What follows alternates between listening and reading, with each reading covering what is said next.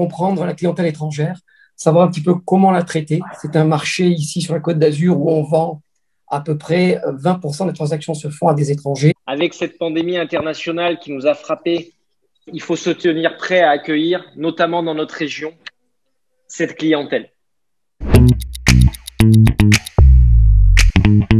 Pour un russophone, un acte en Russie, en Arménie, au Kazakhstan, etc., l'acte se signe en 1 voire 2 jours. Là-bas, les actes font entre 3 et 6 pages. Nos actes font entre 300 et 600, parfois 800 pages. 100 fois plus de pages, 100 fois plus de temps. Donc, déjà, avec ces personnes, lorsqu'on traite, il faut que ça aille très, très vite. J'ai mis attention aux binationaux parce que les Russes, en général, acquièrent très rapidement une autre nationalité.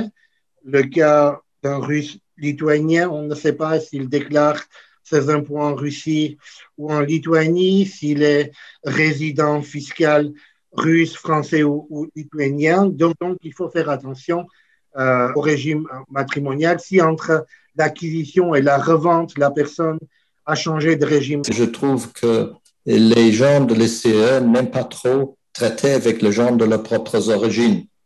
Peut-être en France, c'est moins exigeant s'ils sont partie d'une équipe internationale. Donc, la façon d'avoir une interface avec leurs experts étrangers et les gens comme nous, c'est une valeur ajoutée. Ils veulent voir beaucoup d'experts, beaucoup d'avocats, beaucoup de conseils. Les métiers de l'immobilier ne sont pas régulés en Russie. Quand ils viennent ici ultra réglementés, comme Robert il est en train d'expliquer, ils ont envie un petit peu de passer outre, si vous voulez, les canaux traditionnels. Donc, qu'est-ce qu'il fait? Il va faire le tour de marché, faire la solution le moins cher, et après, ils ont plein de soucis parce que le solution qu'ils ont choisi, c'est pas le bon. Après, on a un autre point qui est intéressant, c'est la taille de la vente. Parce que la taille de vente, en évidence, change la complexité. Parce que si on a un dossier plus important, c'est plus facile de vendre les choses comme Monaco. Quand on a un petit dossier, aussi le culture de les clients. Si le client est très important, il a plus d'habitude d'être bien conseillé quand ils sont. Pierre, je pense que vous avez une expérience de ça. Il est vrai que l'importance du dossier fait constater qu'il y a effectivement des conditions différentes. Nos clients sont des hommes d'affaires très très riches, habitués au business dans le monde, mais avec eux, le discours est un discours presque de connaisseur à connaisseur. En dessous, c'est vrai que c'est beaucoup plus difficile car ils n'ont pas cette culture du droit et de la fiscalité française. C'est très difficile d'aller démarcher la clientèle russe et russophone de but en blanc dans des salons professionnels ou immobiliers, etc. Rien ne vaut le réseau et la reconnaissance. Le russe qui vous fait confiance pour une chose vous fait confiance pour tout, et c'est aussi pour ça qu'on a souvent ce problème de questions de compétences sur certaines questions. Mais en même temps, il vous a fait confiance, vous l'avez satisfait, il vous recommandera, et ça reste encore la meilleure façon de développer son réseau dans ces pays-là. Et il n'aime pas les impôts, il ne comprend pas qu'est-ce que c'est une taxe foncière. Et on a vu les biens saisis pour non-paiement de taxes foncières, taxes d'habitation. Et pour régler la facture, il ne sait pas comment on peut le régler, donc il ne règle pas. La planification successorale, comme Armand m'a dit, c'est utile. Pour ça, on utilise les sociétés monégasques parce que les sociétés monégasques sont bonnes. Sur le plan national, c'est pas tous connu, mais on peut le faire. Nous, on fait les gérances, on les aide, mais souvent, c'est pour le plus gros dossier parce que les petits dossiers, en évidence, n'ont pas envie de payer. Effectivement, donc, nous n'avons comme clients que des non-résidents. C'est vrai que c'est pas évident, c'est compliqué pour eux, tout le système fiscal, juridique. À nous de savoir les comprendre et à nous de trouver les mots et les explications pour que ça devienne acceptable par ces gens-là.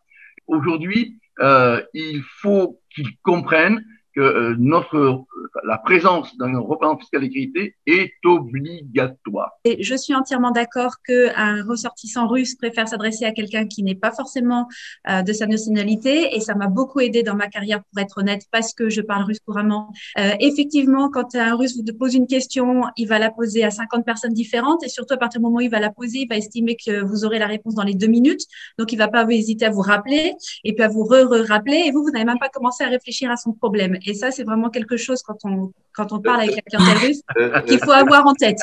Les Russes sont des gens absolument charmants, avec qui les choses peuvent être à la fois très compliquées mais très simples, qui, une fois qu'ils vous font confiance, vous ouvrent leur cœur, leur porte, leur maison. Je l'ai mis en exemple, et quand en Russie on vous dit viens boire le thé, ça veut pas dire viens boire le thé, ça veut dire viens faire un dîner gargantuesque qui va durer des heures et où tous les amis vont passer, où on va rigoler. Quand un Russe vous dit c'est juste un petit cadeau, non, c'est pas juste un petit cadeau, c'est quelque chose qui pour nous est incroyable.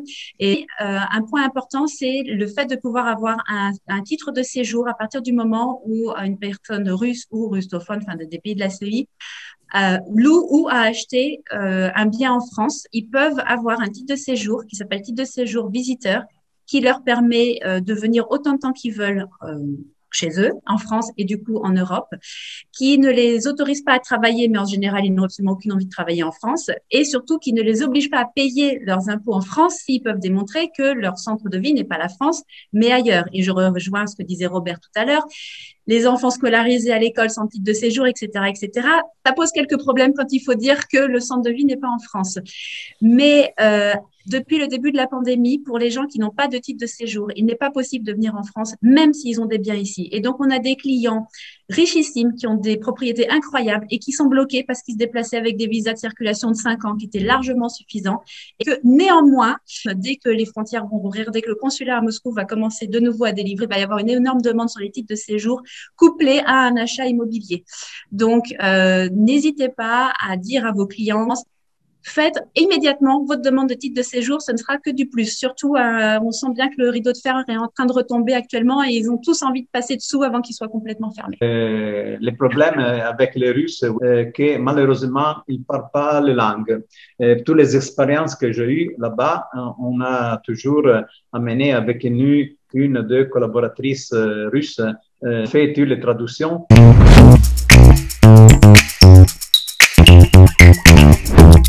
La clientèle, c'était presque tout jeune, des entrepreneurs de 40 ans à peu près.